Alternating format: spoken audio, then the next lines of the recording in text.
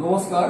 নগাঁও মাৰোৱাৰী যুৱ মঞ্চ শিখৰ শাখাৰ দ্বাৰা এইবাৰ অহা 2 নৱেম্বৰ তাৰিখে আমাৰ প্ৰাণৰ শিল্পী জুবিন গাৰ্গৰ স্মৃতিত এখন মাৰাথন প্ৰতিযোগিতাৰ আয়োজন কৰা হৈছে। এই প্ৰতিযোগিতা নগাঁও নেহেৰুবালিৰ পৰা উৰিয়া গাঁৱলৈ আৰু উৰিয়া গাঁও চকৰ পৰা আকৌ পুনৰ নেহেৰুবালিতে সমাপ্ত হ'ব। এই প্ৰতিযোগিতাত এন্ট্ৰি ফিজ ফ্ৰী আছে আৰু 15 বছৰৰ ওপৰৰ সকলো পাৰ্টিচিপেণ্টে ইয়াতে অংশগ্ৰহণ কৰিব পাৰিব।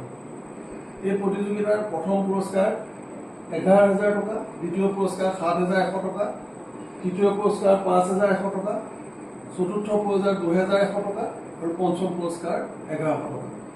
ইয়াতে সকলো ৰাইজৰে বিপুল সঁহাৰি আমি আশা কৰিলোঁ। এই প্ৰতিযোগিতাখনত সম্পূৰ্ণ সহযোগ কৰিছে messrs Salman Khetawat and Premdhan construction company.